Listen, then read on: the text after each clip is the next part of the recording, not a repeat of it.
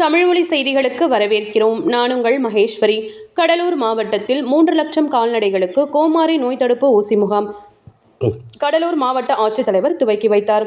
கடலூர் மாவட்டத்தில் கால்நடை பராமரிப்பு துறை சார்பாக கோமாரி தடுப்பூசி முகாம் சிதம்பரம் கோட்டம் பி. முட்லூரில் துவக்க விழா நடைபெற்றது. நிகழ்ச்சியில் கடலூர் மாவட்ட ஆட்சித்தலைவர் சிபி ஆதித்யா செந்தில்குமார் கோமாரி தடுப்பூசி முகாமை துவக்கி வைத்து கால்நடை வளர்ப்புகளுக்கு தாது உப்பு கலவை வழங்கி, சிறந்த கன்றுகளுக்கு பரிசுகள் வழங்கி, கால்நடை வளர்ப்புகளுக்கு தீவனப்புல் வழங்கி சிறப்புரையாற்றினார்.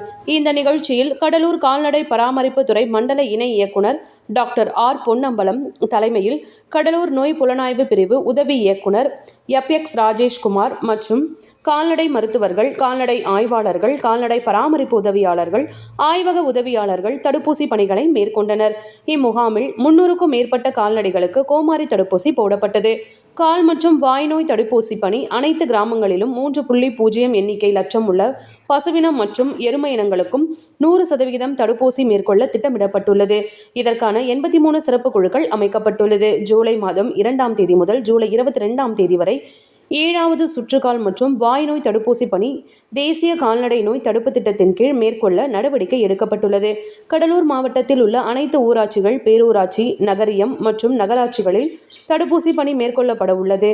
எனவே கால்நடை வளர்க்கும் விவசாயிகள் மேற்படி தடுப்பூசி முகாமினை பயன்படுத்தி தங்கள் பசுவினங்களுக்கு கோமாரி நோய் தடுப்பூசி அளித்து தங்கள் கால்நடைகளை கோமாரி நோயிடமிருந்து பாதுகாத்துக் கொள்ள கடலூர் மண்டல இயக்குனர் டாக்டர் ஆர். பொன்னம்பலம் கேட்டுக்கொண்டார்.